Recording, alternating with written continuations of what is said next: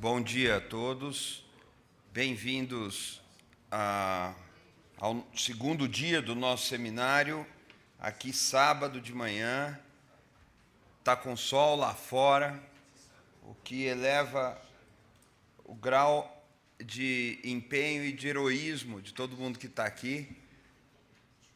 Nós vamos agora para uma mesa sobre do impresso ao digital.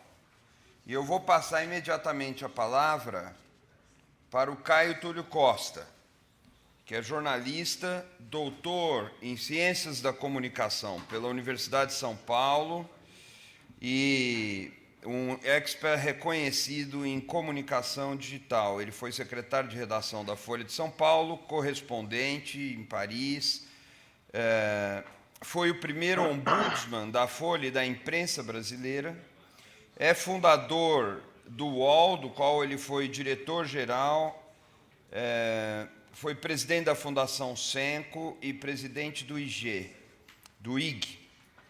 É sócio da MVL e autor do livro Ética, Jornalismo e Nova Mídia. É diretor de operações do Projor, professor de jornalismo. E neste semestre ele realiza uma pesquisa na Universidade de Columbia, em Nova York, onde ele está morando por uma temporada como Visiting Research Fellow. Ele integra e investiga os modelos de negócio na indústria jornalística no ambiente digital. Que possíveis modelos de negócio podem prevalecer? E é exatamente isso o nosso tema hoje aqui. Eu passo, então, a palavra ao Caio Túlio, que tem 20 minutos para a sua apresentação. Bom dia, Eugênio. Bom dia para todo mundo. Eu espero que vocês estejam me ouvindo bem. Eu vou rapidamente, nesses 20 minutos aí, dados pelo Eugênio, tentar resumir de alguma forma um pouco desse estudo que está sendo feito aqui, que já é um avanço no sentido de um dos estudos mais profundos que já se fez sobre a questão do jornalismo na era digital, que é o estudo sobre o jornalismo pós-industrial, que eu recomendo vivamente que vocês leiam. Ele foi traduzido, foi publicado pela revista de jornalismo da ESPM, ele foi publicado pelo Observatório de Imprensa e está disponível aí tanto online via laboratório, como na sua forma impressa na revista. Eu vou falar um pouco de uma maneira um pouco mais conceitual, algo que vocês já estão discutindo no dia a dia. Eu vi das palestras de ontem, em que eu não assisti todas, mas eu vi que o Pestana, de uma maneira muito objetiva, tocou na questão dos novos produtos possíveis.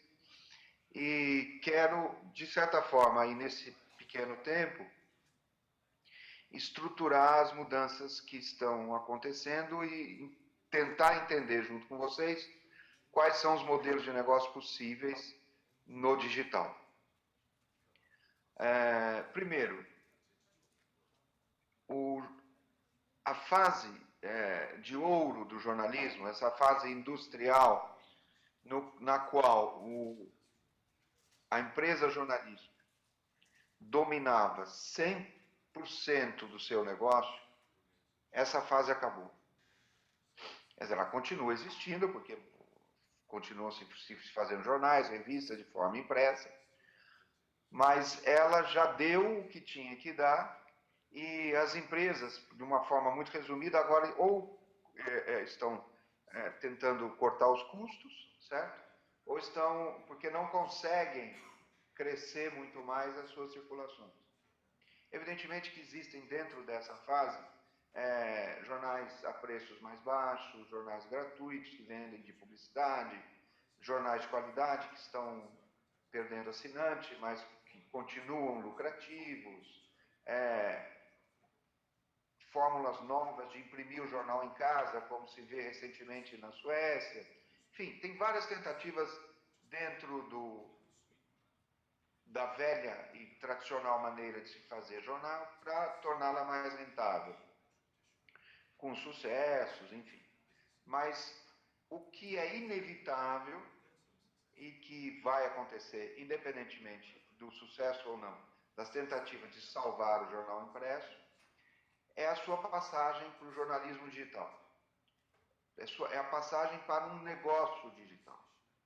E se esse negócio digital não for entendido na sua inteireza, essa passagem não vai ser feita e provavelmente as empresas não sobreviverão no digital, porque o ecossistema, o modelo de negócio muda completamente no digital.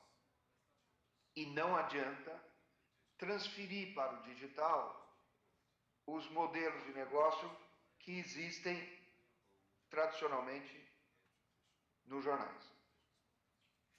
Portanto, no jornal impresso, a empresa domina, ela contrata jornalista e domina a impressão, e domina a produção de conteúdo, ela domina a impressão do jornal e ela domina a sua distribuição.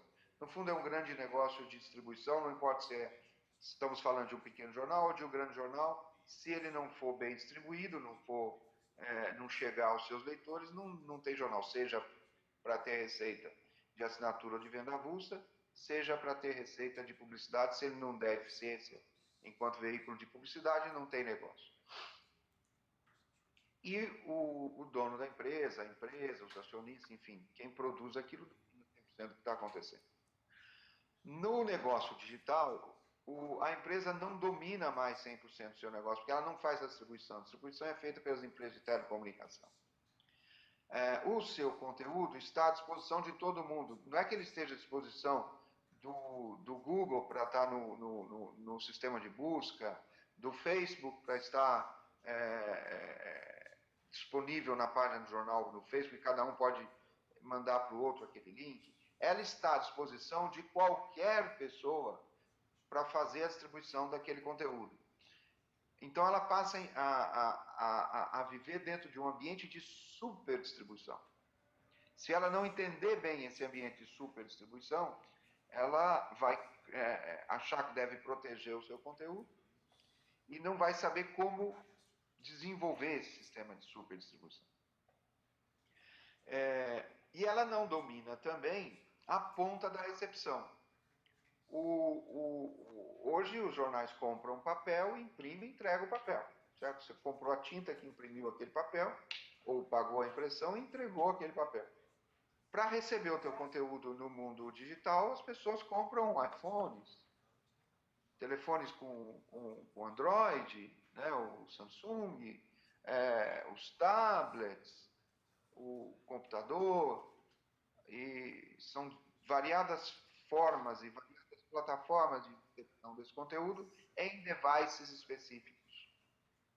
Então, mudou completamente essa maneira de fazer o negócio. Então, o mais importante do ponto de vista conceitual não adianta achar que os modelos que a gente perseguia no sistema tradicional vão funcionar 100% ou muito bem no mundo digital. Bom, do ponto de vista da possibilidade de negócios, ficou claro que, primeiro, a publicidade não paga inteiramente a conta no mundo digital. Houve um momento em que se achava que ela pagaria 100% de tudo. Ela não paga por conta da própria pulverização do ambiente digital. São muitos os que estão disputando uma verba que ela tem aumentado, evidentemente, mas ela não é ilimitada. Portanto, a publicidade, com todas as suas possibilidades de uso, tem que ser vista como parte da receita. E ela tem que ser vista de uma forma que permita ao produto, por mais local que ele seja, por mais segmentado que ele seja, conseguir a maior audiência dentro dessa segmentação. E por mais que se queira, ela não vai fazer sucesso se esse produto, esse jornal, essa revista, estiver sozinha. É evidente que ela vai vender publicidade, vai vender a publicidade local, etc., mas ela não vai garantir a sobrevivência desse produto. Segundo ponto, a venda avulsa e a circulação deve e pode ser parte deste modelo de negócio. Uma das grandes novidades de 2012 para cá é que os paywalls, ou aquele sistema de cobrança de assinatura, os paywalls estão funcionando. Hoje, dos quase 1.500 jornais americanos, quase 500 já estão usando paywalls. Os paywalls começam a ser usados também na Europa e começaram já a ser usados no Brasil, principalmente pelos grandes jornais, como o Popular de Goiânia, a Folha de São Paulo, Zero Hora, o Estadão deve implantar daqui a pouco e deve chegar aos pequenos e médios jornais dentro de pouco tempo. Ele vai ser parte da composição dessas receitas, desde que ele ajude o jornal a não perder audiência, que vai lhe permitir ter uma parte da receita de publicidade. Mas o terceiro ponto, e que é uma grande novidade, e que eu diria que pouquíssimos jornais estão explorando esse terceiro ponto, tem a ver um pouco com o que o Pestana falou ontem, mas é uma terceira possibilidade de compor as receitas que vão permitir que o jornal mantenha uma lucratividade e uma capacidade de ter redações à altura da qualidade que ele pretende ter, que é o desenho de receitas que venham do que a gente chama, ou do que a indústria de telecomunicações chama, de produtos de valor adicionado. Que são desde reempacotamento de produtos, e-mails, newsletters, para falar de produtos que estejam muito próximos e que estão ali na órbita do conteúdo, né? Até produtos que extrapolam essa condição da informação e tornam a sua empresa não apenas uma empresa de informação, mas uma empresa de serviço. São produtos ligados ao e-commerce, são produtos ligados à tecnologia. Muito bem. Nada disso acontece, porém, se os jornais não tiverem ou não darem um abraço muito grande na tecnologia e na ideia do compartilhamento. Se eles não abraçarem as redes sociais e a tecnologia.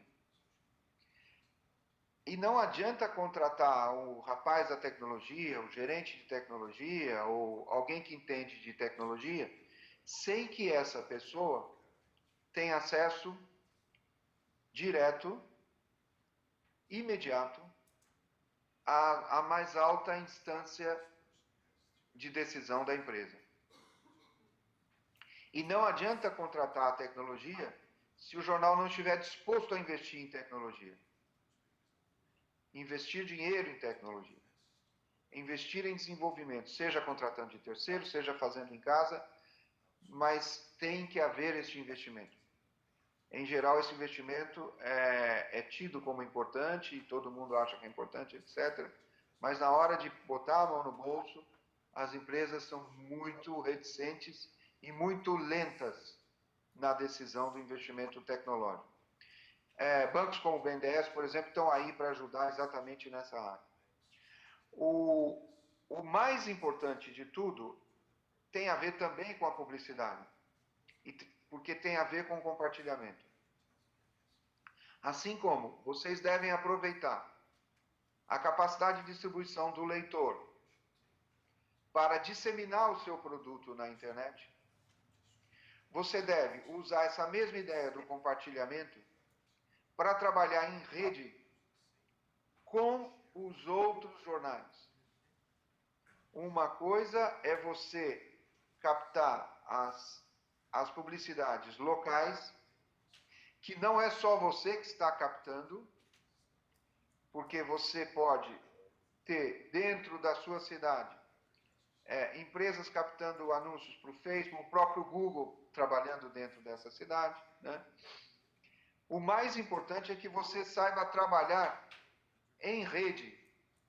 Não importa com qual rede, mas com alguma rede e aquela que lhe dê a melhor capacidade de trabalhar de uma forma que você ganhe escala, ou que você faça parte da escala. Se não houver essa compreensão, você estará relegado a ficar com a sobra dos anúncios da sua localidade. Portanto, redes como a do Google, ou redes independentes de publicidade, etc., são todas bem-vindas e devem ser analisadas por vocês, no sentido de ver o que é melhor para lhe dar a escala que uma rede precisa, da qual você faça parte, e inclusive possa comercializar de maneira mais eficiente os anúncios e usando da maneira mais inteligente possível a questão tecnológica. E seja feita de forma independente, seja feita em parceria como grandes empresas, e vocês estão na sede de uma delas, que cuida disso.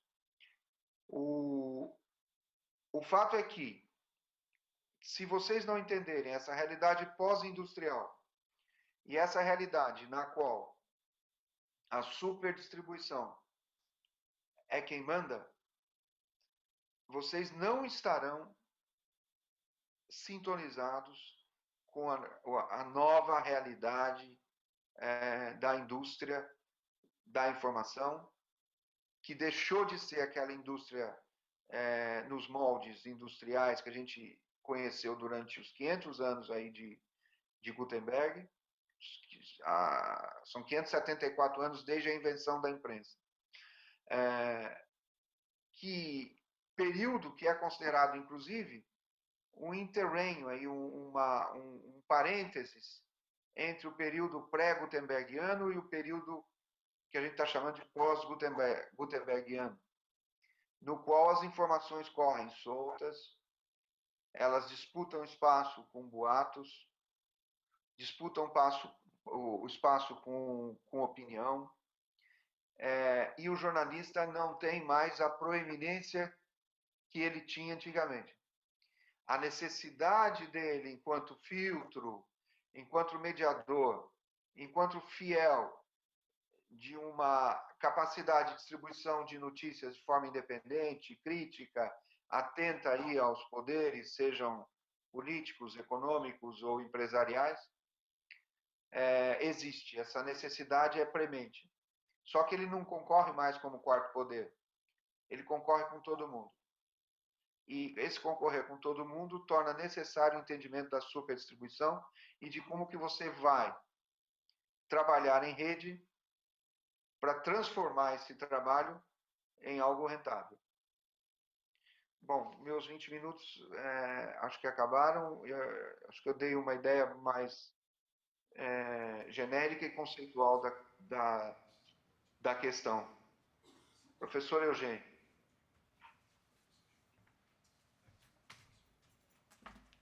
Professor Caio, muito obrigado. Caio também é professor de jornalismo na era digital no curso de pós-graduação em jornalismo na SPM. Agradeço muito a sua aula, Caio, e passo, então, a palavra para a Alessandra Levi. A Alessandra Levi é formada em Economia pelo INSPER, trabalhou em bancos como Unibanco, Real e Santander, principalmente na área de Private Banking.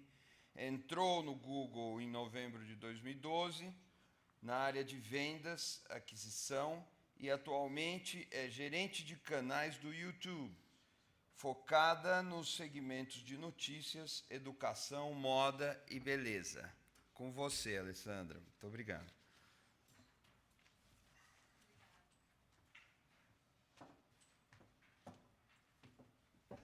Gente, para começar, é com muita humildade que eu vou participar desse evento hoje, porque eu estou falando perto de pessoas que têm uma história muito grande e a minha história ainda está começando, mas assim, eu amo o que eu faço, então acho que eu vim dividir um pouco de vocês essa paixão que eu tenho pelo YouTube. E, na verdade, eu só queria dar fazer um parênteses rápido, que eu ainda leio jornal impresso e não tenho, apesar da minha geração não ser muito ligada ao jornal impresso, eu não consigo comprar livro que não seja físico e não consigo ler jornal que não seja jornal impresso. Então, é mais essa conexão que eu queria falar enfim, esse respeito que eu tenho por todo mundo que está aqui hoje. Primeiro, obviamente, eu vou falar do YouTube, que é a área que eu trabalho. E eu queria começar mostrando para vocês alguns dados macros de YouTube, para vocês verem o tamanho dessa plataforma. Hoje, além dos dados que a gente tem aí, eu trouxe uns dados de Brasil, que é o primeiro site de vídeos. Na verdade, tem um dado que não está aí, que é o segundo maior site de busca, só perde para o Google. Na verdade, então, isso mostra que as pessoas estão, de fato, procurando coisas no YouTube, estão procurando assuntos no YouTube. A gente tem 1 bilhão de usuários globais, né? 25% das visualizações dos vídeos são feitas pelo celular, né? Então, assim, já mostra que as pessoas estão muito conectadas ao mobile. Para a classe C e para a classe menos abonada, né? Muitas vezes eles não têm televisão e vão direto para o celular, então eles conseguem muitas informações através do celular mesmo. Então, assim, aqui mostra, são 100 horas de conteúdo uploaded por dia, né? Não, por minuto. 100 horas de upload de conteúdo por minuto. Então, assim, gente, é muita concorrência. Isso é no mundo, tá? Essas 100 horas de upload de conteúdo é no mundo. Então, isso é o tamanho do YouTube. Então, assim, para vocês entenderem que assim, tem gatinho, né, também lá no skate, mas tem muita coisa séria também no YouTube. E é isso que eu quero mostrar para vocês aqui hoje, como vocês têm a oportunidade de trabalhar dentro dessa grande plataforma. Quem é o público que faz a diferença no YouTube, né? Quem que é o público que vocês têm que olhar e que é, como o Caio falou um pouco, que é o público que vai compartilhar, é o público que vai mostrar o trabalho de vocês para todo mundo. Esse público é o que a gente chama de geração C. Por que a gente chama esse público de geração C? Que é a geração que cria, é a geração que compartilha, é a geração que cura e é a geração que tem um conceito muito grande de comunidade, né? Então, aqui tem algumas características dessa geração, que é a geração que, na verdade, isso não tem uma idade, né? A geração C não tem uma idade, ela tem mais ou menos um comportamento, né? Então, a gente fala que é uma geração que busca no YouTube entretenimento, mas também outras coisas. Ela está sempre conectada e não necessariamente ela tá conectada só no computador, ela está conectada no tablet, ela está conectada no celular, ela está conectada de todas as formas possíveis. Ela define as redes sociais, também como o Caio falou, né? E ela tem um senso muito grande de equipe, né? Então, assim, como também eu li uma entrevista do Caio ontem, que é uma entrevista antiga, que fala que essa geração não tem um conceito muito claro de líderes, né? Que ela tem um conceito de muitas pessoas atrás de um determinado assunto ou lutando por uma causa, mas não tem necessariamente um líder muito claro. Então, esse aqui são alguns dados de geração C, que é a geração que é muito importante dentro do YouTube, e ela dita tendências de fato. O que essa geração está assistindo no YouTube? Essa geração está assistindo um pouco de tudo. E aqui eu queria mostrar um exemplo de 3 criadores para vocês. Um é a Cozinha para Dois, claro que não é necessariamente do vertical de vocês, mas só para vocês entenderem. Cozinha para Dois, que faz pratos rápidos em 2 minutos. o Manual do Mundo, que é o Iberê Tenório, que faz experiências e tal, coisas curiosas, que tem uma pegada um pouco mais de educação, e a Vic Seridono, que faz maquiagem. Agora, o que vocês não imaginam, talvez vocês até já saibam, mas eu queria enfatizar, é que são todos jornalistas e são todos parceiros do YouTube. Então, esses jornalistas acharam, às vezes, um assunto que eles amem, né, uma paixão, e transformaram isso num canal e estão ganhando dinheiro com isso, né? Então, assim, eles ganham esse dinheiro através das parcerias do YouTube, que eu vou explicar para vocês como é que funciona.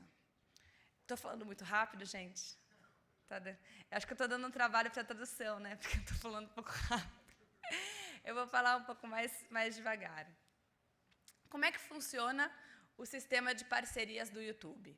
Na verdade, hoje em dia, desde que você suba um conteúdo que é 100% seu, né, esse a premissa básica, você pode se tornar um parceiro do YouTube. E essa parceria, ela tem alguns pilares, né? Um dos pilares é o alcance, a receita, os direitos autorais e os relatórios. Eu vou explicar um pouco para vocês como é que funcionam esses pilares. Por que a gente fala que um dos pilares é o alcance? Porque o YouTube, ele tem 1 bilhão de usuários no mundo. Então, todo mundo é um potencial espectador para a sua notícia, para o seu conteúdo. A gente fala, até vocês devem ter visto, que a Primavera Árabe ela causou um super crescimento de watch time, né, de tempo de exibição no YouTube nessa região, porque as pessoas estão buscando, não só pelas notícias que elas veem nos grandes broadcasters, né, na CNN e tal, mas elas estão buscando um pouco do ponto de vista local. Então, a pessoa que está na Primavera Árabe, a pessoa que está lá na praça, qual que é a visão dela, né? Qual que é a opinião dela, como é que ela está mostrando a notícia? Então, o alcance, se você tem um conteúdo relevante, ele pode ser entregue para todas as pessoas do mundo. Acho que um exemplo para jornalistas é que o ano que vem a gente vai ter eleições no Brasil e a própria Copa. Então, assim, provavelmente não vai ser só as pessoas do Brasil que vão estar buscando por esse conteúdo, vão tentar se inteirar por esse conteúdo. Pessoas do mundo inteiro. Então, se vocês fizerem um conteúdo bom e, de repente, colocarem legendas, qualquer pessoa no mundo pode ter acesso a esse conteúdo.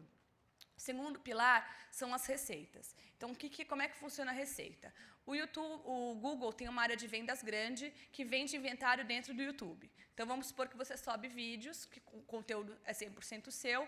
Como é que você faz? Dentro do seu canal, você habilita que esses vídeos possam receber monetização. Então, você habilita um cifrãozinho que aparece do lado de cada vídeo. E o que vai acontecer? Quando acontecer um leilão dentro do YouTube, o seu vídeo vai ser um candidato a receber esses anúncios. E a divisão em termos de receita é sempre a mesma. 55% vai para o dono do conteúdo e 45% vai para o YouTube, tá? Independente, enfim, do valor do anúncio e tal, sempre é essa divisão. Então, hoje, as pessoas conseguem ganhar dinheiro fazendo upload no YouTube, tá? De vídeos de conteúdo próprio, isso é importante. O que é importante dentro dos direitos autorais? O YouTube foi crescendo ao longo do tempo e tem alguns grandes detentores de conteúdo no YouTube. Alguns exemplos desses detentores são, por exemplo, gravadoras, né, uma Som Livre, gravadoras grandes, e também, vamos supor, produtoras de trailers de filme, produtoras de cinema e tal. Então, quando eu falo direito autoral é uma coisa super importante, como é que a gente pensa nisso? Se você está subindo uma matéria, né, um vídeo no YouTube, e você está colocando de fundo uma música, vamos supor, da Gal Costa, dentro de uma matéria interessante que você está fazendo.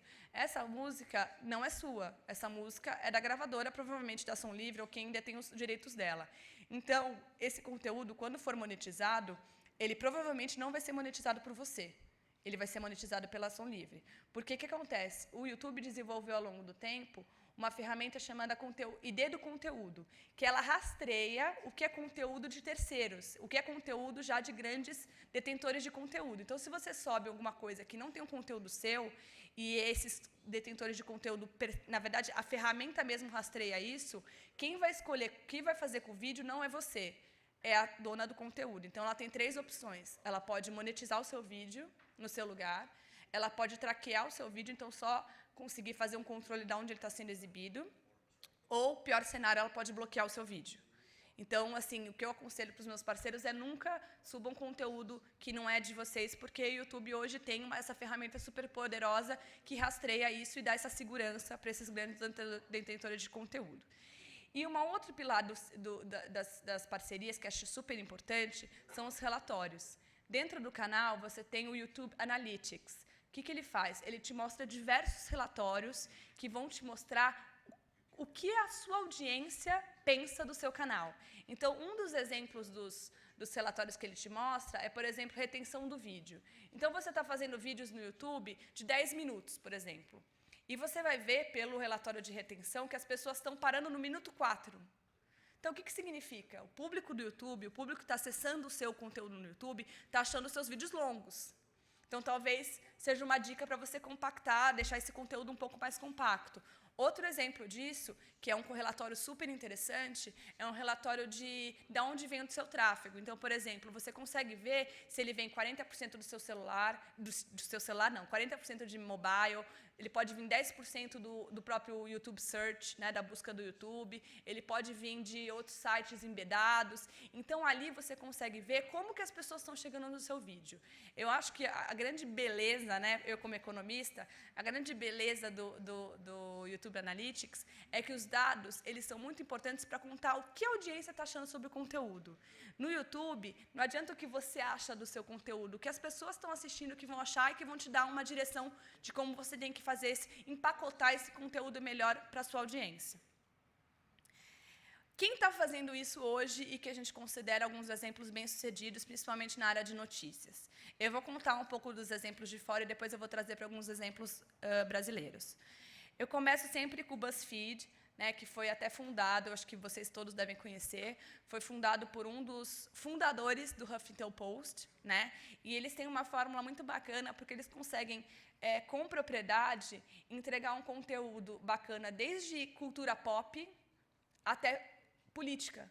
Né? Então, assim, eles conseguem juntar. O editor-chefe do BuzzFeed esteve no Brasil faz uns 15 dias, eu encontrei com ele. Ele era comentarista político e ele se transformou no editor-chefe do BuzzFeed. O BuzzFeed ele tem matérias desde entrevistas com senadores dos Estados Unidos até 8 fotos estranhas de coisas assim mais humorísticas assim. Então ele consegue falar com o público dele de todos os assuntos possíveis. E eu acho que um pouco dessa credibilidade que você pode construir dentro da internet é a própria parceria que o BuzzFeed fez com a CNN e fez um canal com os dois, com essa colaboração. Então acho que uma coisa que o Caio falou que eu achei muito interessante é que em vez de você tentar lutar com esses veículos e tal, você se unir a eles. Então, às vezes, não vai ser você que vai ter necessariamente toda essa expertise em online, em blog, em canal. Então, se junta com alguém que faz isso muito bem, você consegue um terceiro produto que vai ser provavelmente o melhor deles, né, e que vai ganhar mercado por conta disso. Então, acho que esse aqui é um exemplo muito legal. O BuzzFeed chegou dia 18 de outubro no Brasil, e uma forma que eles estão atuando aqui, eles estão, em vez de pagar uma empresa para traduzir, eles estão usando um curso de inglês, que é o Duolingo. Os alunos, colaborativamente, fazem as traduções dos vídeos e do conteúdo. Então, acho que isso, de novo, é uma forma inovadora de trazer esse conteúdo para cá. Eles chegaram à conclusão que eles poderiam fazer pelo Google Translate ou por alguma outra forma de tradução automática, mas que a qualidade desses estudantes entregarem um produto muito melhor. Então, isso também é uma outra forma inovadora que eles decidiram entrar aqui. Tá? Um outro exemplo que eu queria colocar é o The Young Turks. Vocês conhecem o The Young Turks? Quem aqui conhece? Eles são gigantes no YouTube. Eles têm, atualmente, mais de 1.300.000 inscritos. Isso é muita coisa no YouTube. E eles entregam notícias. Então, acho que, assim, todos esses exemplos gringos que eu estou mostrando para vocês, eu acho que vale muito vocês entrarem em cada canal, entenderem o tipo de formato, como é que eles trabalham, que tipo de vídeo que eles fazem. É um outro formato também, um outro canal que entrega vários tipos de conteúdo. Eu acho que o bacana do The Young Turks é que um dos âncoras, né, esse é um formato mais telejornal dentro do YouTube, que é bacana, ele trabalhava em televisão e foi fazer esse formato diferente dentro do YouTube. Eles têm, só para vocês terem uma ideia, todos os dias de semana, eles têm programas ao vivo das 6 às 8 da noite. Então, o que é isso bacana? Se você tem uma Smart TV, ele vira provavelmente seu jornal nacional. Então, em vez de você não fica mais preso a 2 ou 3 opções de jornais para você assistir mesmo na televisão. Com uma Smart TV, você consegue assisti-los todos os dias na sua televisão da sua casa ou no celular, onde quer que você esteja. Então, acho que esse aqui também é um outro modelo, que é mais... Eles têm até uma bancada, né, são 2 apresentadores, que é um formato um pouco mais antigo, que eles deram uma remodelada e transformaram isso num conteúdo bacana dentro do YouTube. Acho que vale super uma visita. E também aqui a Vice, que é uma produtora do Brooklyn, de Nova York, e que também tem um tipo de entregar notícia um pouco mais um pouco em forma de documentário. Então, eles vão para lugares assim completamente inusitados, no meio do nada, e contam histórias, né? Eu acho que a nossa geração, ela é um pouco... Eu não posso falar de todo mundo, não sei se é o que eu vejo dos meus amigos, né? Não sendo muito genérica, mas sendo dos meus generalista. Os meus amigos, eles têm preguiça de ler jornal. Eu não, eu adoro ler o jornal, mas eu sou uma exceção perante a minha turma. Então, o que acontece? Aqui, eles contam uma notícia do ponto de vista de um personagem dessa história. Então, eles vão na Primavera Árabe e contam a história de uma pessoa que estava lá, que viu tudo acontecer. E isso é muito mais instigante para a nossa geração, que, na verdade, até a notícia fica muito mais presa, né? Então, você não lê uma coisa e depois você esqueceu. Você lembra da história daquele cara que teve na Primavera Árabe, que contou o ponto de vista dele e tal. Então, eu acho que a Vice faz isso muito bem. Eles também têm um tipo de espectro de trabalho muito grande. Então, eu acho que é um caso também... Eles têm mais de 3.400.000 inscritos. Gente, isso é número de notícia. É muito raro você ter esses números assim. 3.400.000 inscritos é número de comédia. E, assim, não dá para você comparar, tanto que os meus canais, eu não tenho um número, por exemplo, para falar, olha, a partir de 100.000 inscritos você é um número grande. Não, depende muito do vertical. Então, notícia, eu não comparo com educação, eu não comparo com moda, eu não comparo com beleza, porque acaba que é muito mais difícil as pessoas se inscreverem. Mas esses números são monstros para a notícia. Então, são exemplos que devem ser seguidos e devem ser pesquisados, tá? Olhando aqui para o mercado brasileiro, você já vê que alguns grandes jornais já estão começando a entrar nesse ritmo e já estão começando a pensar em como o conteúdo tem que aparecer dentro do YouTube. O YouTube hoje, vocês podem ver que o canal ele tem um banner lá, que é um pouco do branding do canal, então você pode perceber que o Estadão ele pensou numa imagem que atrai o público do YouTube. Então, ali você vê que é uma espécie de revolução, né? Alguma coisa que aconteceu provavelmente esse ano, que eles chamaram para colocar no branding do canal, para chamar a atenção desse público. Obviamente, o ícone do canal é o logotipo do Estadão, para deixar essa credibilidade e essa marca. E eles estão organizando o conteúdo. Uma coisa bacana que eles fizeram aqui como exemplo para vocês. Eles separaram o conteúdo deles em seção. Então, eles fizeram, por exemplo, na época do Enem, que era uma época que as pessoas estavam buscando por aquele assunto, queriam saber, até os jovens queriam, de repente, dicas, coisas mais fáceis e tal, eles colocaram uma seção só para falar do Enem, no começo. Então, é onde as pessoas estão buscando mais, é uma coisa para trazer as pessoas para o canal. E eles separaram o conteúdo deles em sessões que são, obviamente, assuntos diferentes. Então, tem política, tem economia, tem cultura. Eu, por exemplo, eu assino o Estadão. Quando eu leio o Estadão, eu olho simplesmente, geralmente, o caderno de economia e o caderno 2. Então, assim, provavelmente, quando eu entrar no canal, eu vou olhar diretamente as sessões que me interessam. Então, eu não vou perder tempo olhando, obviamente, que eu gosto de política, mas os que eu mais gosto eu vou direto. Isso aumenta o tempo que você vai passar no canal, quando você tem já matérias separadas e tal. Então, vocês têm que pensar não em subir o conteúdo que vocês fazem no jornal para o YouTube. Vocês têm que pensar que a pessoa que, por exemplo, vai entrar no canal de vocês, não lê o jornal. Então, como é que ela pode ter uma boa experiência dentro do canal? O canal não é um depositório do trabalho de vocês, o canal é um veículo de vocês. É uma plataforma que está lá para um público que, de repente, não vai assinar o jornal, mas vai ter uma experiência com o Estadão ou com a Folha através do YouTube. E vocês vão ganhar em publicidade, né, com isso, através dos anúncios dentro do canal. Então, assim, é outra experiência, não é uma experiência anexa, é uma experiência única que a pessoa tem que ter lá. E até, por exemplo, uma coisa que aconteceu pessoalmente comigo, eu li um livro chamado Em Busca de um Final Feliz, da Catherine Bull, que ela até veio para o Brasil e era uma jornalista, que acho que ela trabalhou no New York Times, trabalhou num veículo grande e foi para a Índia e morou numa favela há 3 anos. E eu li o livro dela. Só que quando você vê no jornal, não tinha nenhum jornal que tivesse uma entrevista dela. E o Estadão fez uma entrevista com ela. E aí eu achei essa entrevista. Então, assim, vocês têm que pensar que o YouTube pode trazer um conteúdo adicional para vocês. Tudo que vocês, de repente, não colocaram no próprio jornal, vocês podem trazer para o público de vocês no YouTube. Então, não vejam o YouTube como uma coisa, um repositório, vejam como uma estratégia separada. Tá? Que nem o Caio falou, que eu achei legal. Contratem pessoas que entendam disso, contratem pessoas que vão pensar nessa plataforma de uma forma isolada e numa estratégia diferente, que, obviamente, no final das contas, vai agregar a estratégia final do jornal, da companhia. Aqui é um exemplo da Folha, que mostra... Eu coloquei 2 vídeos bacanas para mostrar para vocês. O João Weiner tá hoje na Folha, ele é muito bacana, ele tem uma visão muito de documentário, também uma visão muito fresh, né, muito nova de jornalismo. Então, eu acho que isso é um reflexo legal do que ele está fazendo. Primeiro, você tem um vídeo da Paula Lavigne falando sobre as biografias, né? Então, assim, é um assunto hiper polêmico e que as pessoas querem ver, né? As pessoas viram que ela brigou com a Mônica, não sei o quê, e querem ver, de repente, uma visão dela, uma entrevista dela. Então, isso não vai ter no jornal, isso só vai aparecer no YouTube.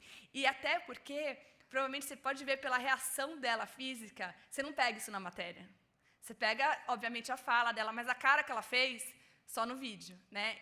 Perante com as perguntas, enfim, com o rolo que deu.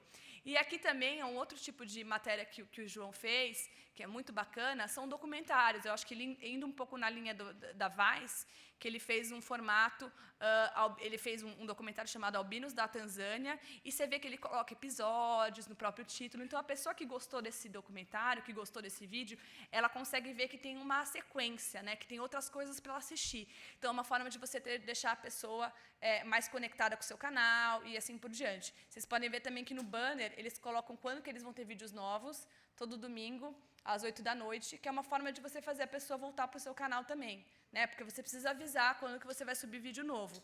Os grandes canais do YouTube hoje, eles avisam de uma forma muito clara quando que eles fazem upload. Então, vocês têm que avisar isso para o público de vocês. Não adianta falar que no banner, que na televisão o programa vai ser tal horário, ou assim por diante. Vocês têm que falar do YouTube. A pessoa está ali assistindo o YouTube. Então, quando é que vai ter um conteúdo novo ali? Domingo às 20h. Ele até fala da televisão, mas ele não fala só disso. O primeiro anúncio dele ali, primeira frase é para falar de quando que ele vai fazer upload no YouTube. Então, eu acho que aqui eu fiz um pouco de popurrí de exemplos de fora e poucos de exemplos daqui, para inspirar vocês a produzirem esse conteúdo que vocês já produzem, mas no formato dentro da internet, especificamente dentro do YouTube. E a pergunta que eu deixo é, quem será o próximo? Eu trouxe esses 5 exemplos daqui, mas eu quero ver, de repente, nas minhas apresentações dentro de notícias, mais exemplos. E, assim, um canal bem-sucedido, gente, não necessariamente é um canal com 1 milhão de inscritos. Você pode ter 50 mil inscritos e ser um público super fiel. Que nem o Caio falou, é um público que compartilha, é um público que deixa comentários, é um público que pede novas matérias. Esse canal que vocês têm, através das redes sociais, através do Twitter, do próprio Facebook e do YouTube, pedindo novos vídeos, aqui vocês podem tirar grandes ideias. Então, a pessoa viu um vídeo da Paula Lavigne, eu queria uma entrevista com a Mônica. Enfim, é ali que você vai ver um pouco da opinião das pessoas, é uma ferramenta super poderosa. Então, eu quero ver no futuro mais vocês aqui dentro para eu poder usar exemplos mais locais ao invés de fora. É isso. Então, espero. Obrigada. Desculpa, e o próximo é o Antônio Prada, que também tem uma longa carreira, diferente de mim, mas o Eugênio vai chamar ele aqui.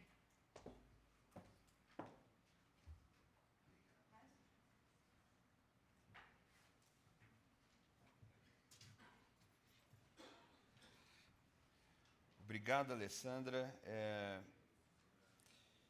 Contando um monte de novidades para todos nós aqui, muita novidade. E eu passo imediatamente a palavra ao Antônio Prada, que é jornalista e estrategista em novas mídias. Ele foi, durante 14 anos, diretor global de produtos e conteúdo do Terra.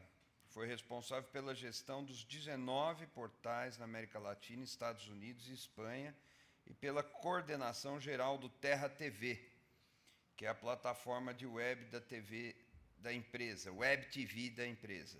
Foi diretor de novas mídias e editor-chefe do Diário do Grande ABC. A palavra é sua, obrigado.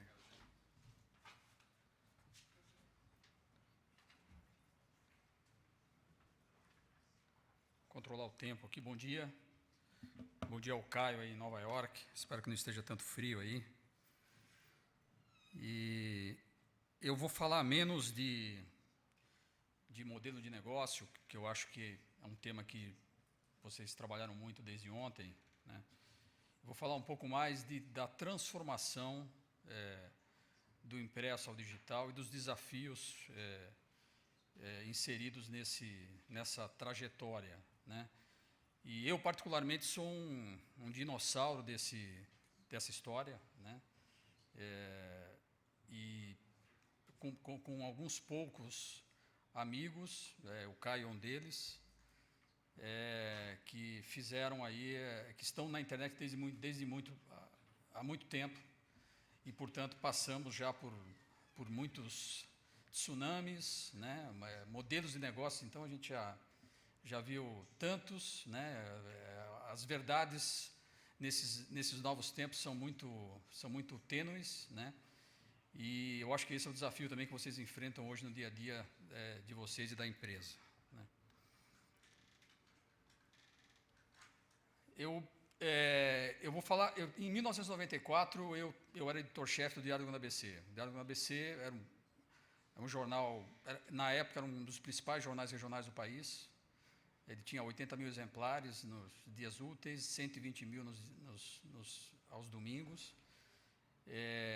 E fazia... Eu vivi no Diário do ABC todas as fases também. Eu comecei com Lauda, fiz cobertura internacional escrevendo em Telex, fiz Pestap, né, coisas que hoje já estão... Se a gente falar isso, para algumas pessoas nem sabem nem o que é, né? Mas em 94 foi um ano importante, né? Para mim, né? E quando começa uma transformação no mundo da internet, né? Em janeiro, né, de 1994, sempre tinha uma feira chamada Comdex, não sei quem se lembra disso, né? Que era, digamos, a meca da tecnologia, né? E os protagonistas eram outros, né? Mas nem tão outros como vocês vão ver, né? Mas a internet ainda era algo novo, né? Nessa entrevista que está no YouTube, né, mas que infelizmente eu não consigo reproduzir aqui, pela questão que a Alessandra falou dos direitos autorais, o Bill Gates deu uma entrevista para a NBC e ele pela primeira vez trata de uma coisa chamada internet, né, no conceito que a gente viria a entender e entende hoje, né. Curiosamente, nessa mesma entrevista, né, tinha um cara que eu acho que vocês conhecem bem aí, né, também, que não estava no Google, mas estava na Sun Microsystems. E em 94 também tem uma transformação importante. Pela primeira vez a revista Time, né, carimba na sua capa, né, e a revista impressa naquela época ela tinha uma grande importância, né, e falava desse estranho mundo, né, que começava a se desenhar no cotidiano das pessoas, né. E também, isso foi em dezembro, também em dezembro no Brasil, não sei quantas pessoas se lembram disso, mas a Embratel lança o serviço de internet comercial, que foi a grande transformação, o início da grande transformação da internet no Brasil. Da minha parte, eu já estava há 7 anos no jornal impresso e, curioso, eu resolvi, eu achei que esse mundo chamado internet, estranho, né, era o futuro, e resolvi convencer os donos do jornal a lançar um produto na internet quando existiam pouquíssimos na ocasião. E, curiosamente, eles apostaram nessa ideia, e a gente criou o Diário Online, que foi um dos pioneiros, junto com o Jornal do Brasil e outros, poucos, no jornalismo online no país.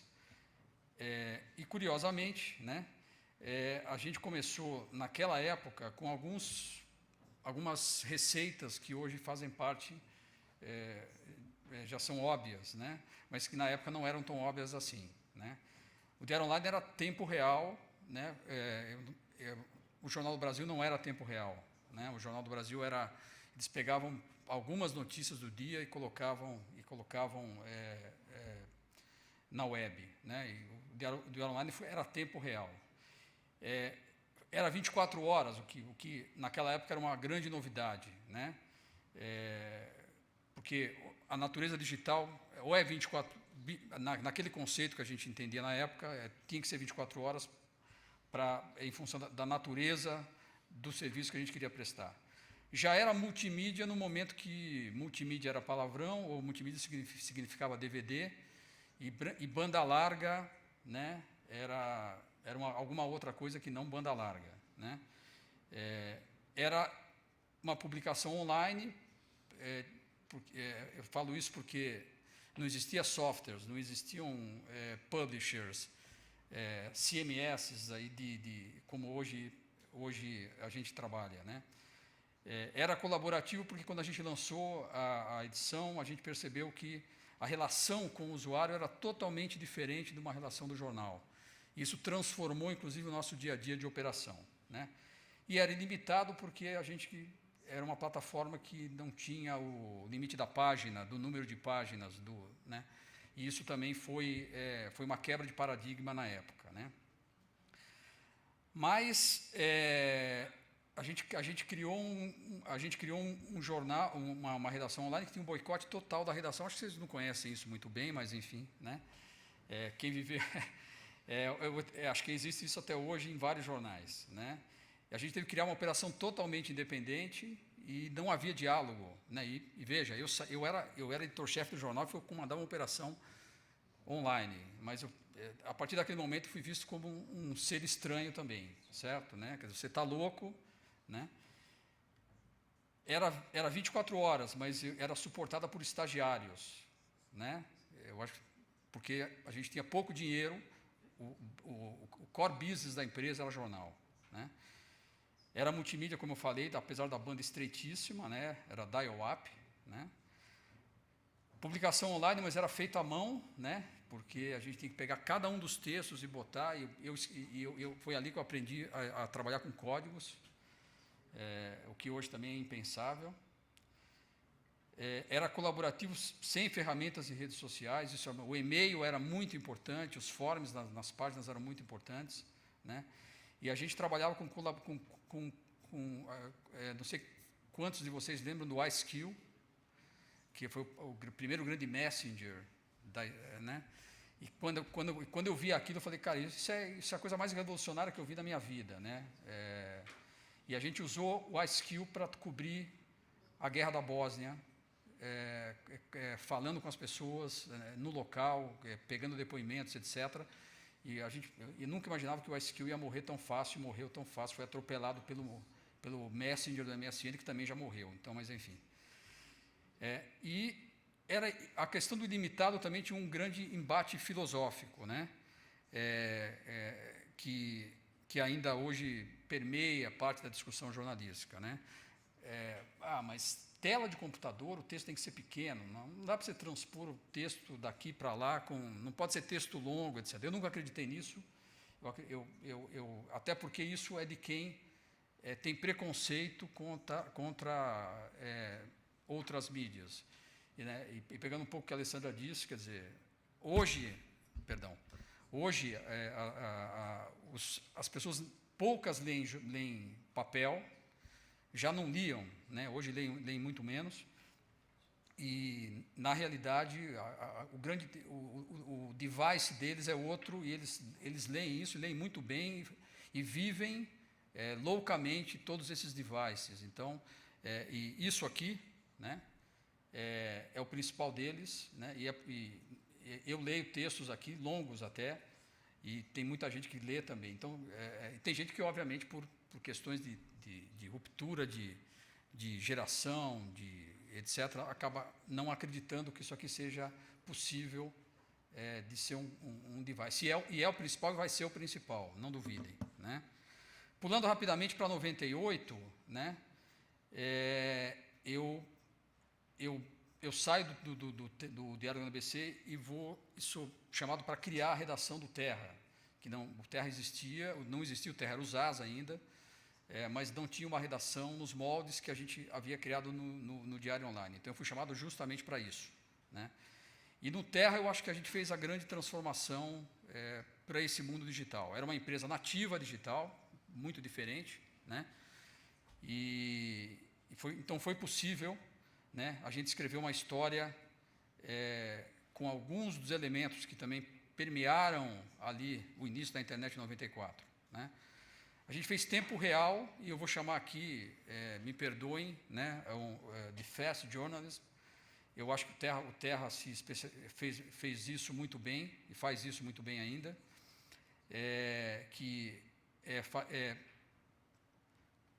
oferecer a informação local, internacional, de maneira rápida, 24 horas por dia, né? Sem profundidade, muitas vezes, mas ela tem uma emergência e propriedades digitais inerentes a isso, né? A operação 24 horas integrada em toda a América Latina, quer dizer, isso também é uma coisa super importante nesse ecossistema digital.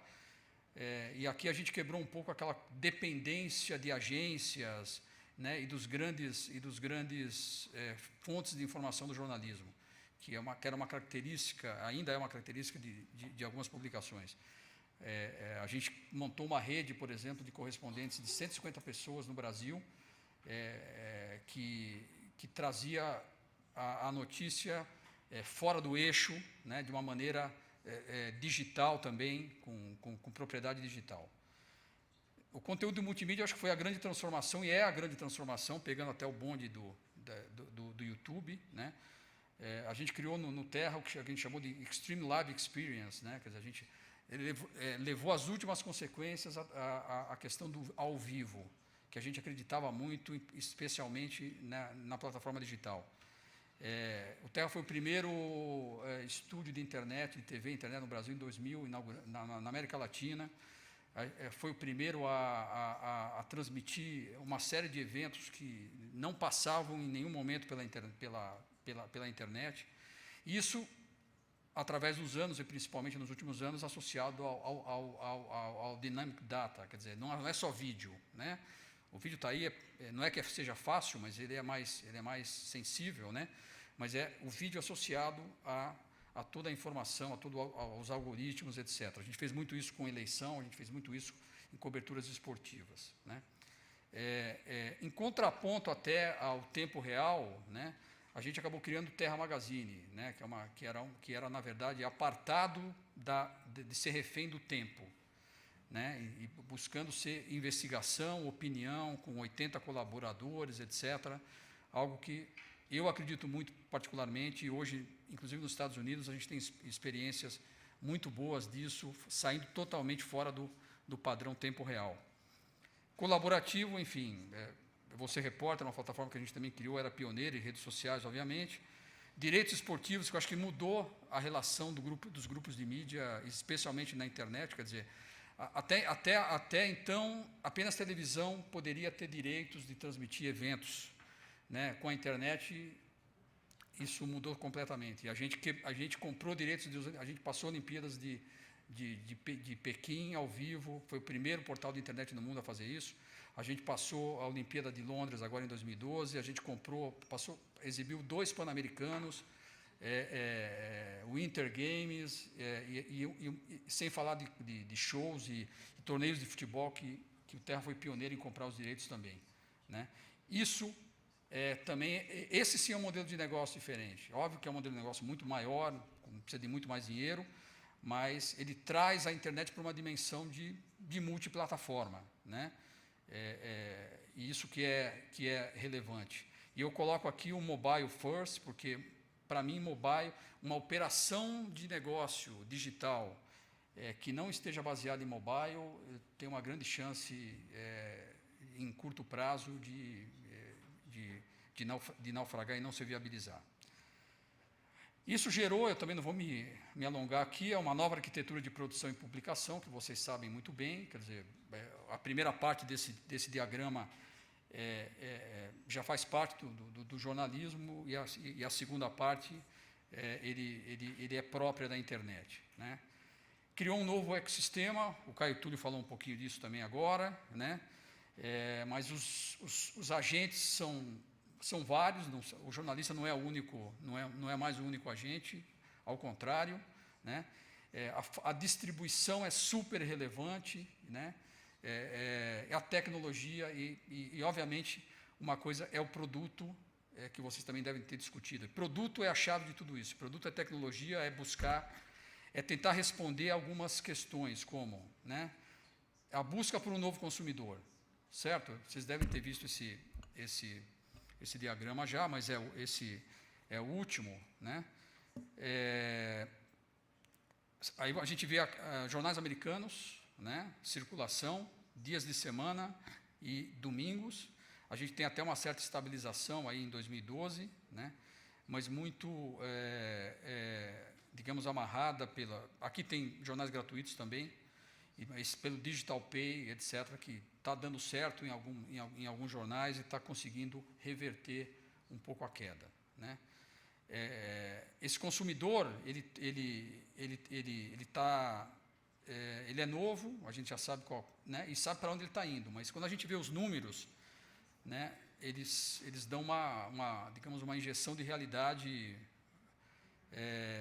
no nosso dia a dia. Então, vocês vejam, né, a transformação de 2011 para 2012 do time spent em social media, né, e em vários devices, né, no celular, no app e no computador. O computador, você vê que já está caindo, né, e celular e apps aumentando de uma forma absurda.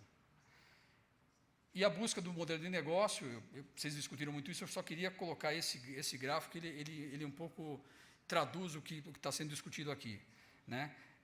O azul é a queda da publicidade nos jornais americanos, aqui é tudo Estados Unidos, né? E o cinzinha lá em cima é a publicidade online. Então, a gente vê que a publicidade no jornal cai drasticamente e a publicidade online ela cresce vagarosamente. Então, por isso que a gente não encontra aí a sobrevivência clara desse negócio sem serviços de valor agregado, etc., etc., né? Aqui também a gente vê, comparando com outras mídias, o que aconteceu de 2011 para 2012 em relação à publicidade. Então, a gente vê os jornais com uma queda, né? E você vê o digital crescendo muito, aí eles também colocam o local TV, cable, né? E o Open TV aí. Mas você tem o digital, só que a grana do digital ela tem muitos, digamos, interessados. Então, ela acaba sendo grande, mas não tão grande para manter todas as operações, né? E aqui também um pouco é uma fotografia do crescimento de publicidade ou declínio de publicidade nos jornais por tiragem, né? Então, aí você vê que o que acontece em jornais com 50 mil, com 25 mil e com menos de 25 mil exemplares. Nessa busca por novos negócios, eu acho que, para mim, o que está em jogo é o novo jornalista, e isso significa também que é a nova empresa. Eu queria falar particularmente do novo jornalista, né? Que é um pouco disso tudo que vocês discutiram esses 2 dias aqui, né? Ele tem que ter habilidades de novas mídias, mas não é só isso, ele tem que ter uma nova mentalidade, né? Ele tem que ser um contador de histórias multimídia, um pouco do que a Alessandra falou aqui do Vice, etc., né? Ele tem que organizar, moderar, curar comunidades. Ele tem isso hoje, sem isso, vocês já sabem, isso é chovendo molhado, né? Tem que ser um interlocutor confiável, mais do que nunca, né? Porque hoje a gente não tem mais aquele filtro de meio de comunicação tradicional que a verdade era mediada pelos meios. Aqui você está, o jornalista hoje ele está exposto, totalmente exposto, 100% exposto, né? Ele tem que trabalhar colaborativamente. O Caio falou isso, né? A Alessandra falou isso, vocês ouviram isso ontem, né? Cair de cabeça nas redes sociais, não tem jeito, né? Ele tem que ser blogger e curador, né? Ele tem que ter espírito empreendedor, ele tem que ser programador web e codificador. Ele tem que entender isso, né? Isso não é um bicho de 7 cabeças, não é algo que não seja para jornalista, né? Ele tem que, mais do que nunca, pensar na sua marca, né? Ele tem que ter tino comercial, né? Ele tem que conhecer e abraçar as métricas, né? As métricas hoje são fundamentais para o desenvolvimento do negócio. Ele tem que ser humilde, tem que ser um aprendiz permanente, né? Sempre aprender, e sempre querer aprender, né? E tem que saber e gostar de desafios, né? Isso vale para qualquer empresa também, né? O novo jornalista tem que entender o que isso aqui significa, certo? Eu peguei um exemplo, a gente poderia citar vários, né? Isso aqui é uma representação de tweets durante os protestos nas ruas de São Paulo. Obviamente que aqui tem outros gráficos que explicam melhor isso, né? Mas isso é uma representação gráfica dos tweets num determinado dia de protestos nas ruas do Brasil, né? Essa é uma forma hoje como você analisa e como você codifica isso e como você explica uma série de fatos à margem do fato, né? E se não for capaz disso, o jornalismo pode terminar dessa forma, né? Então isso é apenas uma provocação. Obrigado.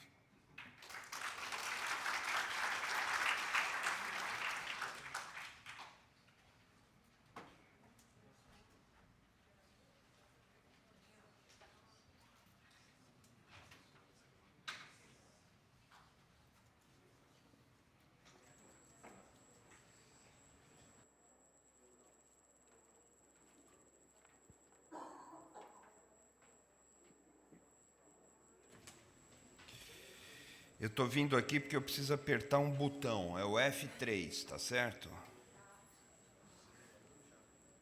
Ó, apertei e não aconteceu nada.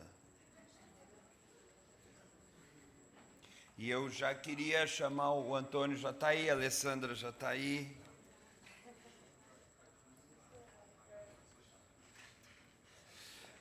Porque eu apertei o F2.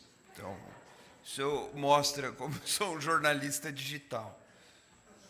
Sou capaz. Aí, Caio. Oi.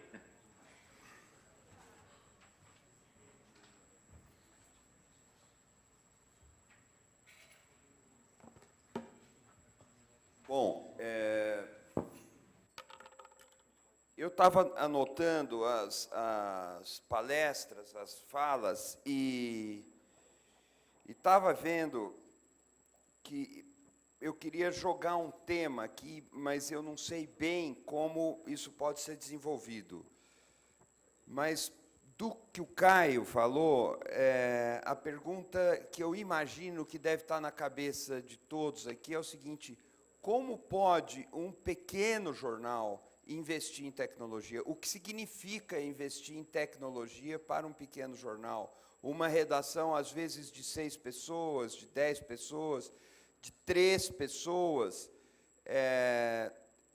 Não vamos esperar que esse jornal vá patentear um software ou o que é. Será que investir em tecnologia não é exatamente, às vezes, preparar a equipe para ter mais intimidade com as tecnologias? Isso não pode ser visto também como um investimento em tecnologia? Depois, Alessandra, mas eu queria deixar, Caio, essa pergunta com você, não para responder agora, mas para a gente poder abrir o debate, e aí você vai juntando as coisas, se for o caso, né? Se a pergunta ecoar entre os presentes. Para a Alessandra, eu queria deixar também um tema de preocupação, que é: há casos que você poderia citar de gente ganhando dinheiro com vídeos de pequena escala? Porque, sim, hoje, um pequeno jornal, o jornal de 3 pessoas, pode ser um estúdio de televisão, e pode ser uma estação de TV, pode ser uma emissora de TV. A necessidade de disputar uma concessão para uma outorga do poder público que confira uma frequência para um empresário, explorar aquela frequência, etc. Isso foi para o espaço. Hoje, uma redação inteligente pode instalar uma pequena câmera, muito pequena mesmo, e realizar debates ou fazer coberturas em vídeo. Então, a pergunta é: existe gente ganhando dinheiro assim no YouTube? Que também não precisa responder agora, mas vamos ver com... E eu achei que a experiência do Antônio Prada se vista num espelho. De que forma? Se colocássemos um espelho para refletir a trajetória passada dele, nós podemos ter uma perspectiva do que pode ser a trajetória futura de muitos aqui. Não como um mero reflexo, mas como etapas que precisam ser vencidas para essa integração ao ambiente digital. Então, eu acho que, nesse sentido, a experiência passada pode ser um alicerce, ou talvez um manual de uso do futuro para os jornais locais. Eu gostaria de explorar isso também. Mas, antes que vocês respondam, eu passo, então, a palavra aos presentes aqui para a gente...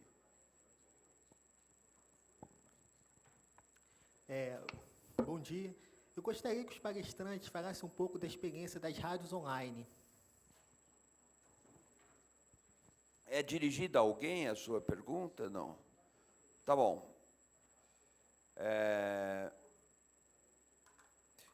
Então, quem gostaria de falar de rádio online? Antônio Prada.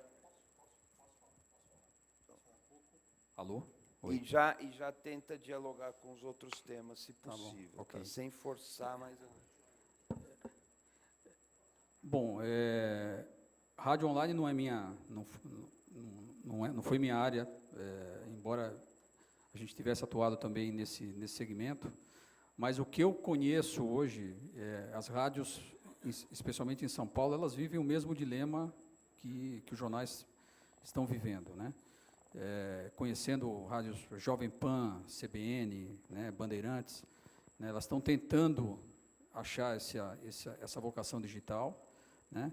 Então, aí eles, primeiramente, partem para caminhos óbvios, criar o site, fazer a transmissão streaming da programação, mas eu não vi em nenhuma rádio de São Paulo ainda nenhum modelo de negócio original. Ele na verdade, ou tem um cross com a rádio, e eu acho que aí é o grande erro, né? Nas conversas que eu tive com algumas pessoas de 2 rádios em particular, CBN e Jovem Pan, quando você fala, não, você tem que buscar algo original, você tem que criar uma ruptura mesmo para criar um negócio original, e eles acabam não conseguindo fazer isso. Então, no fundo, eu não conheço, talvez tenha experiências que estejam dando certo, eu sinceramente não conheço, né? Mas eu acho, inclusive, as rádios estão muito mais atrasadas do que os jornais nesse processo de transformação. Muito bom. Tinha outra pergunta. Oi, bom dia, Alcides, da BMF Bovespa. Eu tenho uma pergunta para o Caio Túlio e uma pergunta para a Alessandra. Começando pela Alessandra, pegando o follow-up aí do que o Eugênio disse, queria que você elaborasse um pouquinho sobre a questão de números da monetização. A partir de que quantidade de page views, de visualizações do vídeo, o recurso que o Google paga para quem está monetizando o vídeo passa a ser interessante ou passa a ser monetariamente significativo? Queria que você elaborasse um pouco sobre isso. Até onde eu sei, os valores são muito pequenos para quem tem uma operação que gera, sei lá, 100 mil visualizações, coisas desse tipo. Então, eu queria que você elaborasse um pouco sobre isso. E para o Caio Túlio, que foi a razão de eu ter acordado cedo no sábado, Caio, você é o culpado, eu queria que você falasse um pouquinho sobre a questão de outros negócios, te fazer uma provocação. A Abril, aqui no Brasil, tem uma operação importante na área de educação, o Grupo Pearson, na Inglaterra também. Que outros negócios você acha interessante para, digamos assim, compartilhar um pouco da tua sabedoria aqui com os presentes, nessa linha de novos negócios? Quer dizer, o que no mundo digital, essa plataforma que os nossos colegas aqui estão desenvolvendo, poderia vender também, além da velha e boa publicidade? Muito bom. Vamos, então, começar. O Caio Túlio responde, depois eu passo para a Alessandra.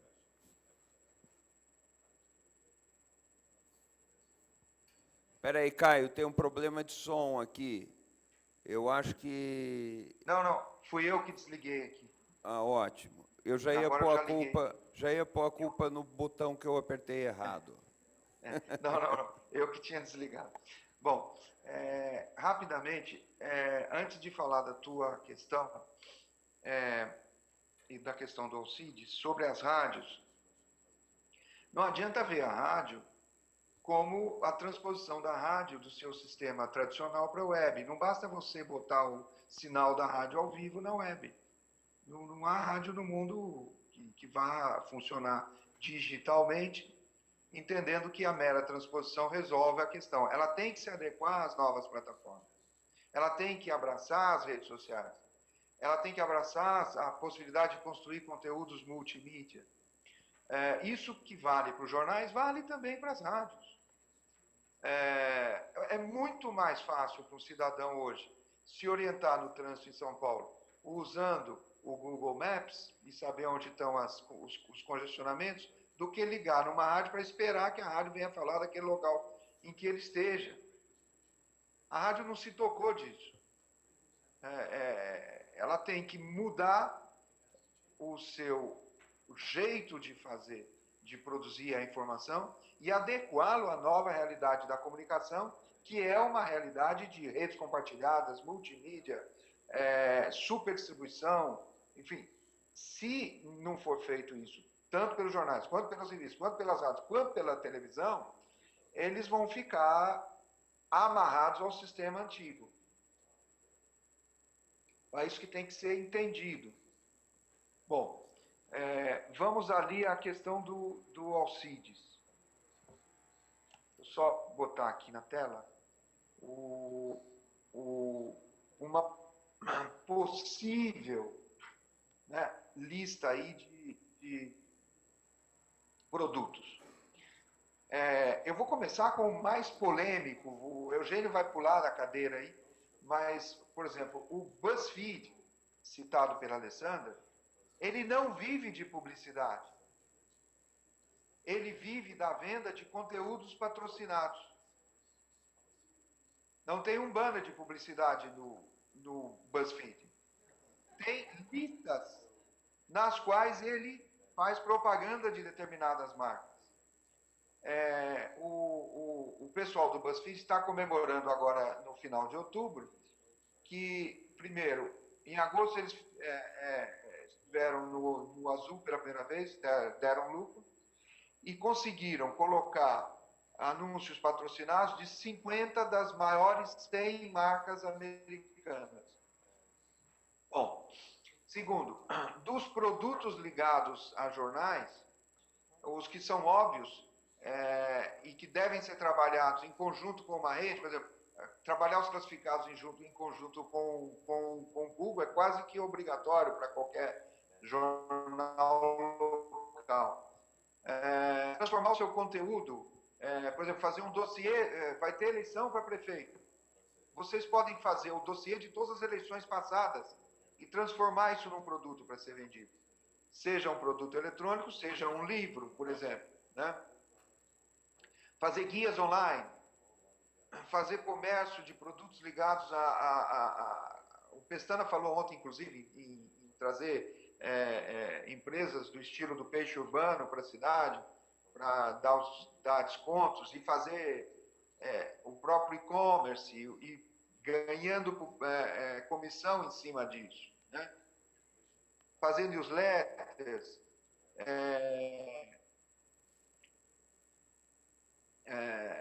serviços de comparação de preço e fazer serviços que só o produtor local pode dar credibilidade e lidar com esse produto com muito mais tranquilidade, como hospedagem de sites, armazenagem de documentos, hospedagem de apresentação, construção automática de blogs, fazer serviços de encontros de casais. O The Garden tem um belíssimo serviço de encontro de casais, por exemplo, programas de pontuação, serviços de pagamento online ou por celulares, assistência técnica online, serviço de ajuda online para a web. Entender que a sua empresa não é apenas uma empresa de informação, mas é uma empresa de serviço. Essa é a grande mudança conceitual que precisa ser feita. Desde que você consiga falar para essa nova geração, para essa geração que apreende o conhecimento de outra forma.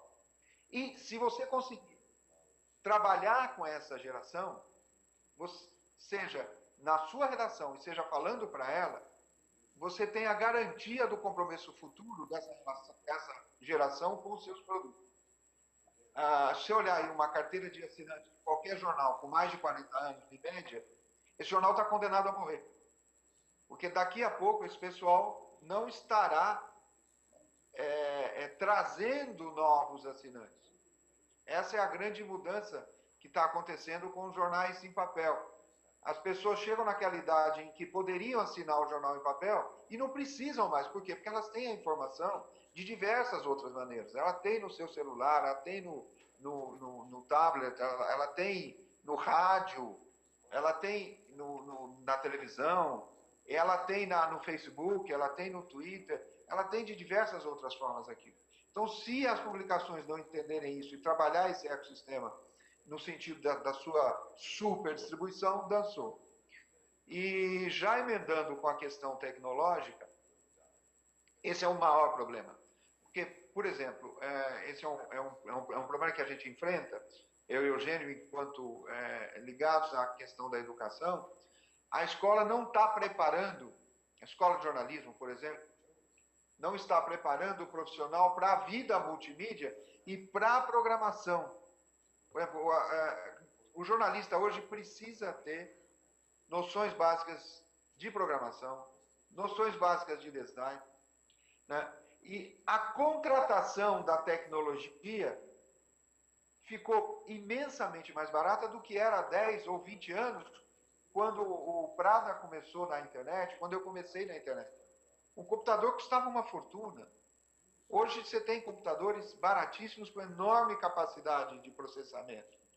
Uma câmera de vídeo que não era de alta definição custava uma fortuna. Você precisava do iluminador, precisava do som. Hoje você não precisa de nada disso. Portanto, do ponto de vista dos recursos tecnológicos que precisam ser investidos, eles são muito pequenos e estão ao alcance da capacidade de investimento de qualquer pequena empresa jornalística.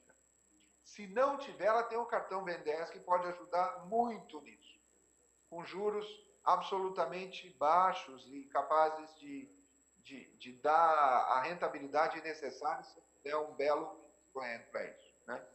O maior problema é a questão do desenvolvimento do software. Agora, você não precisa desenvolver um software de publicação, um CMS ou qualquer software, você encontra isso no mercado. E para fazer a grande transformação tecnológica, que é estar em rede, né, seja com outros jornais, seja com redes independentes, seja com empresas como Google, etc., você pode se apoiar no desenvolvimento tecnológico que essas empresas fazem e contribuir com sua parte da distribuição local desse conteúdo. Basta ter a capacidade de entendimento e a certeza de que você precisa dar sentido ao desenvolvimento tecnológico, desde que você trabalhe com pessoas que estão capacitadas para fazer o uso dessa tecnologia. E aí vocês têm que ajudar por enquanto, porque a escola não vai mudar rapidamente. As empresas vão ter que estar à frente da escola no sentido de instruir os seus profissionais para aprenderem a como usar a tecnologia, a como ser um profissional multimídia e ser um profissional multiplataforma. Lembrando que não basta criar sites responsivos que se adaptam a qualquer tela. Cada ambiente tem um humor, tem um jeito de ser e tem um jeito de ser tratado. Por exemplo, no Twitter, as pessoas falam como se estivessem num palco. No Facebook, as pessoas falam entre pares. Os discursos são completamente diferentes uns dos outros. E no YouTube é um jeito, o tamanho do vídeo é fundamental, a maneira como você faz as tags desse vídeo, tudo isso são coisas relativamente simples, não são bichos de sete cabeças, e o pessoal mais novo, quase que de forma intuitiva, sabe tratar disso. É a geração que a gente chama de nascidos digitais. São os nativos digitais. Né? Eu acho que, não sei se eu respondi, eu vou dar um exemplo bastante real para a pergunta do Alcides. Por exemplo, uma empresa que conseguiu fazer a transformação de empresa de informação para empresa de serviço e conseguiu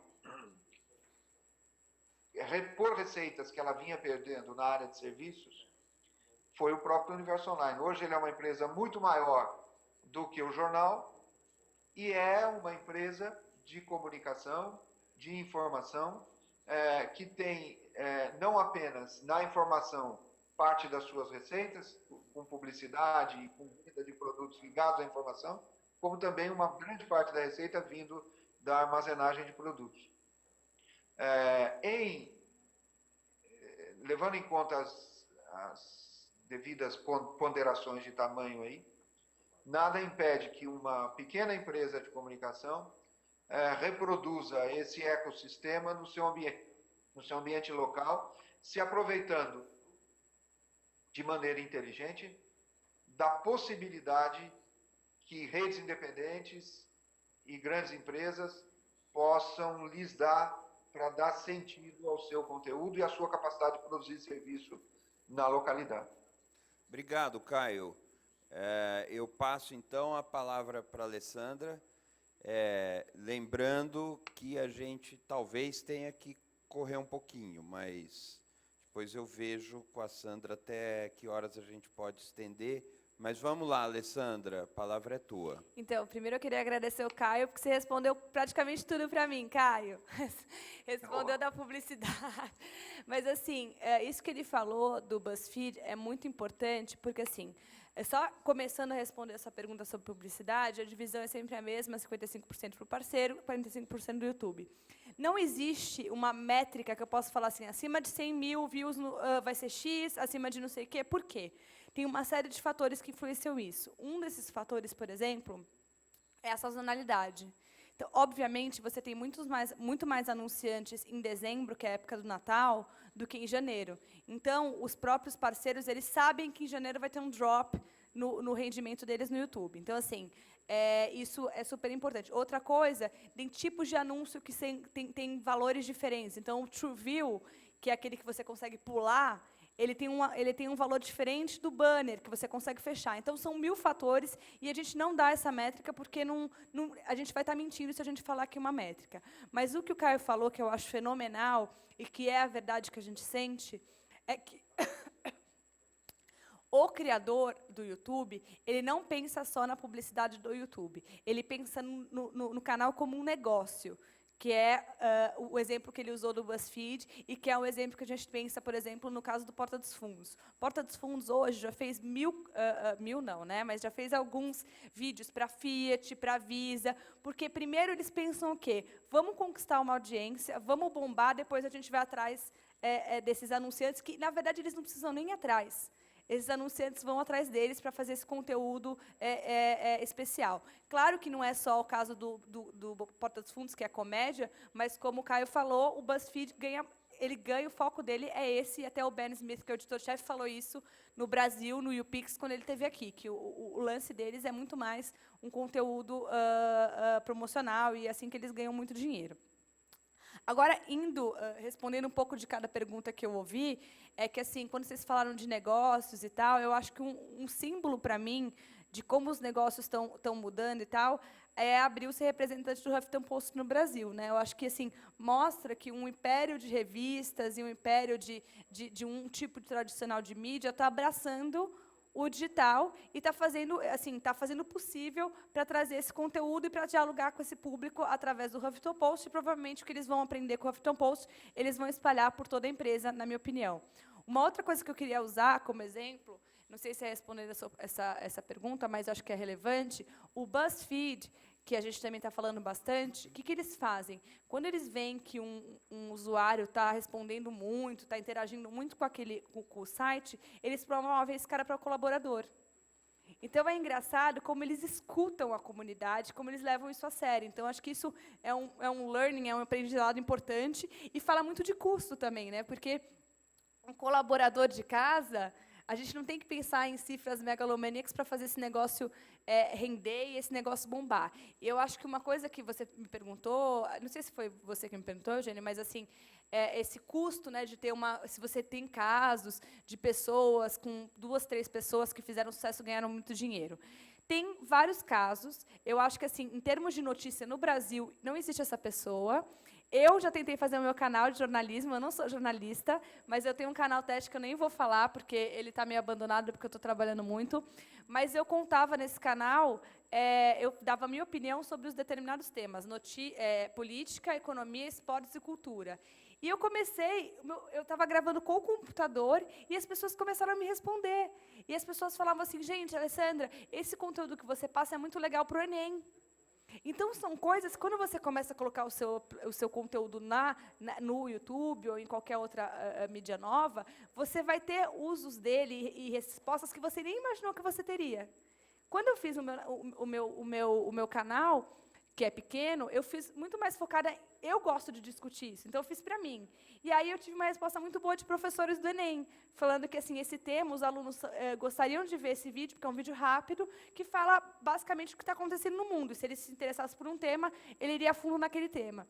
Então, isso mostra um pouco, desmistifica para vocês uma questão do custo, assim, que não necessariamente precisa ser uma estrutura megalomaníaca para aquilo dar dinheiro. O Cauê Moura, que é um comediante, mas que fala de eventos e fala de notícias aqui no Brasil, que é um perfil mais de comédia, ele é um dos maiores canais do YouTube hoje. Então, as pessoas estão interessadas. Eu acho que é mais vocês encontrarem um público, e não tem uma fórmula mágica, você não precisa ter um estúdio gigantesco. Muitos dos canais grandes hoje começaram pequenos. Então, acho que não tem esse mito de que precisa ser um custo grande e tal. Eu acho que isso não existe no YouTube. Ótimo, ótimo. Antes de abrir para mais uma pergunta, eu queria fazer aqui, eu diria, uma nota de rodapé de tudo que está rolando. Surgem questões, eu não sei se vocês observaram, jurídicas e tecnológicas, principalmente, que são um desafio porque elas estão além da escala de um jornal local, mas elas são uma necessidade real para todos. Como resolver essas questões? Por exemplo, um suporte, uma assessoria jurídica de alto nível, ela é muito cara, mas ela é necessária. Um suporte tecnológico de alto nível, avançado, a mesma coisa. Seria o caso, essa é a nota de rodapé, de pensar em alguma associação do tipo cooperativa para esse tipo de soluções. Só uma pergunta, só uma nota de rodapé, para ficar aqui registrado. Não há pertinência em que tornemos isso um tema desse debate. Tá? Vamos seguindo. Ana Toni. Opa, obrigado. Super instigada aí pelo debate de vocês. Vou começar pelo Antônio. Antônio, a tua apresentação me deixou meio desconcertada, porque a gente lembra quão velha nós somos, né? Assim, essa sua memória. E eu lembro que eu comecei a usar a internet em 1989, quando ainda era o Alternex. Se alguém aqui ainda se lembra do Alternex ali, do Betinho, do Ibase. Então, deixa a gente bastante desconternado esse tempo todo. Mas eu queria fazer essa ligação que você falou. Você colocou o novo jornalista, e eu acho que o Caio também falou dele. A gente, hoje em dia, fala do novo jornalista, do novo professor, e todo mundo tendo que abraçar a internet, que a gente não está dando conta, né? Acho que esse momento de transição é um novo tudo, né? Com a internet que veio. E a pergunta que Eugênio fez, até que ponto uma pequena organização, como era o caso das ONGs, lá atrás, quando a Alternex estava lá em 89, elas iniciaram e foram tomadas assim, pela velocidade das mudanças. Então, até que ponto tem uma pequena ONG, no caso, ou um pequeno jornal, um pequeno meio de acompanhar essa velocidade, porque você abraça um meio, o Facebook, e amanhã já saiu de moda, agora é o Twitter. Daí você abraça o Twitter, já saiu de moda, é um outro, né? Então, que soluções para o pequeno? Isso é uma pergunta. A outra pergunta para a Alessandra, os exemplos que você trouxe no de fora, eram, como você falou, começou pequeno e se transformaram em grande. Os exemplos que você está trazendo do Brasil já começa com os grandes, com o Estadão, com a Folha, você mencionou Abril. Então, até que ponto no Brasil, se a gente não tomar cuidado, a concentração de mídia com a entrada da internet, de YouTube, vai piorar, digamos, né? Ela já é concentrada e vai ficar ainda mais concentrada, e, de novo, e os pequenos, como é que ficam nesse ambiente, né? E, finalmente, a pergunta que eu queria falar, principalmente com o Caio, mas para todos vocês, com a Primavera Árabe, você comentou, você também, Antônio, colocou no seu último slide o que aconteceu em junho com as passeatas. Vocês acham que o que vem acontecendo nesse movimento mais da sociedade civil, dos movimentos populares, da população, se apropriar da internet para assuntos mais de movimentos, de política, de mobilização, pode politizar os meios de comunicação na internet e abrir para um espaço de jornalismo que antes ali não estava tão claro? Vocês veem isso como uma possibilidade das pessoas, população mais jovem mesmo, olhar para a internet com um olhar mais procurando notícias? Olha, antes de passar as respostas, eu preciso avisar que 11h30 a transmissão nossa acaba. Então, nós temos que nos dedicar a essa grande virtude jornalística que é a concisão.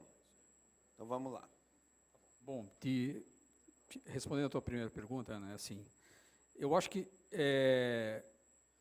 o momento, na minha opinião, é muito bom, porque eu acho que antigamente você criar um jornal era muito difícil, né? Hoje, as condições, por tudo isso que a gente já falou aqui, é muito fácil, né? Diante disso, um jornal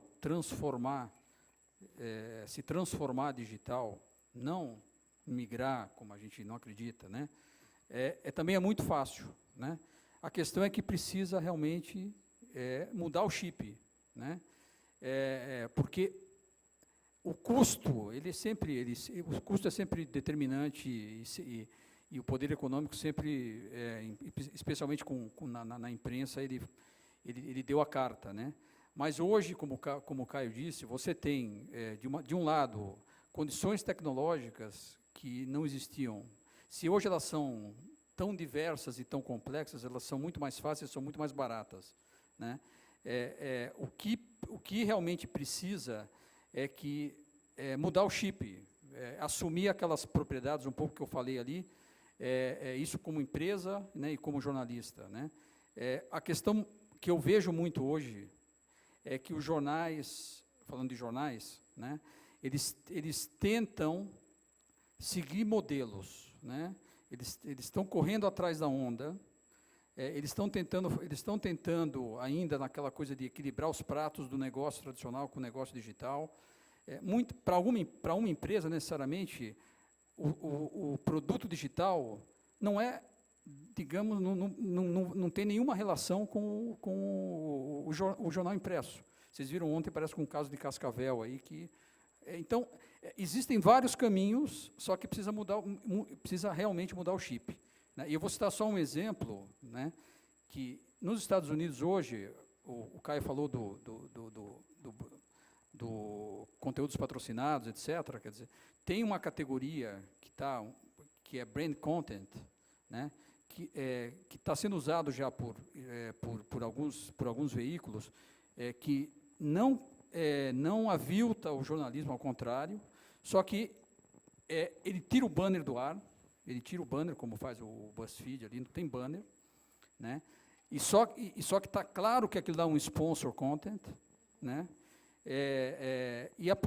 Só que a publicidade do anunciante não é um banner vendendo alguma coisa, vendendo televisão. Ele está vendendo uma ideia, está vendendo um conceito, está vendendo a sua... Enfim, um exemplo disso, se vocês quiserem olhar, é o Quartz.com, né?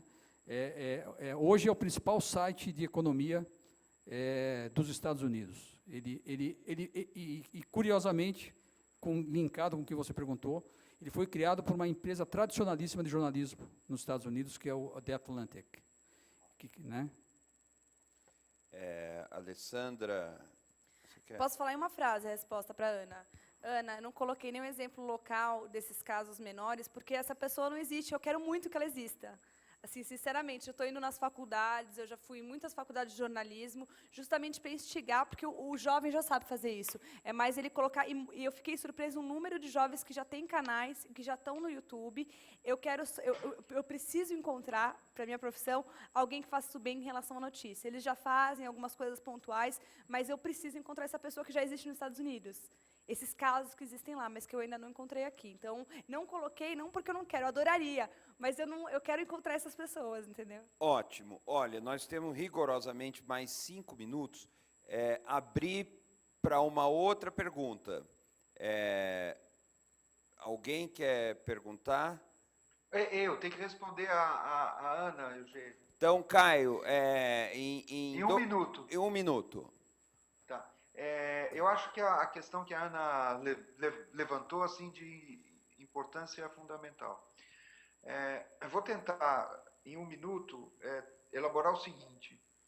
Um jornalista hoje não consegue cobrir uma manifestação, seja as nossas de junho, seja a Primavera Árabe, se ele tiver apenas e tão somente como mais uma testemunha do que está acontecendo ali, e mesmo que ele vá atrás, tanto das pessoas que estão se manifestando, quanto das pessoas que estão reprimindo, quanto das pessoas que estão assistindo, a capacidade dele em relação ao que está sendo coberto pelos próprios jovens, pelas pessoas que estão participando com seus diferentes pontos de vista nas redes sociais, é incomparavelmente menor.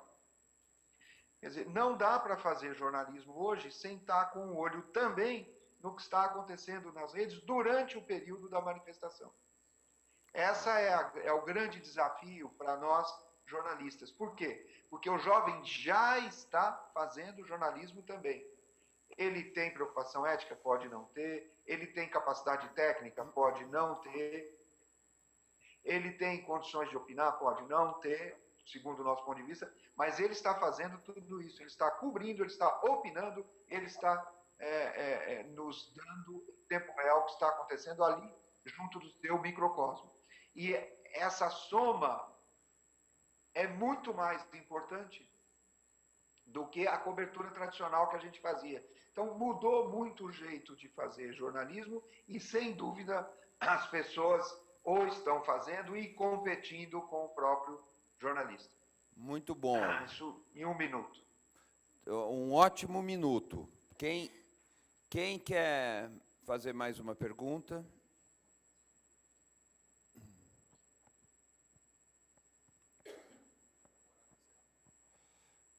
A concisão não precisava chegar ao extremo do silêncio. Então, alguém abanou a mão ali atrás? Não. A Sandra sorriu, toda satisfeita, dizendo que podemos encerrar. Porque, na verdade, nós avançamos além do combinado a transmissão. Mas, sendo assim, eu vou agradecer aos nossos convidados desse painel. Posso deixar um último recado, Eugênio? Claro que pode. Que, assim, às vezes a gente está buscando as pessoas que já entendem e fazendo um jabá muito rápido de ONGs, por exemplo, como o Instituto Criar, que já formam esses jovens. Eles, assim, eles estão loucos para trabalhar, eles sabem fazer, eles entendem o que eles estão fazendo e eles estão querendo emprego. Então, acho que, assim, olhar também esse público que já está, até em ONGs, trabalhando com isso e que vai ajudar muito vocês na estratégia digital de vocês. Era só esse recado. Maravilha, maravilha. Então, quero agradecer ao Antônio, à Alessandra, ao Caio Túlio. Agradeço a todos os que trabalharam para a realização deste seminário, que eu tenho a impressão que ficará como um marco inicial do qual vamos nos lembrar com muita alegria, em pouco tempo. O Alberto Diniz, Carlos Eduardo Lins da Silva, Ana Toni, a Sandra Muraki, todas as pessoas do Observatório, do Projor, o Google, que nos recebeu e nos hospedou aqui, todos os parceiros. Posso estar esquecendo alguém? A Sandra está me corrigindo aqui. Mas, gente... então é isso, até logo. Espera aí. Voltamos? Como voltamos daqui? Hã? Quê? Ah, não, tá certo. Nós temos que encerrar e voltamos daqui a 10 minutos. Até já.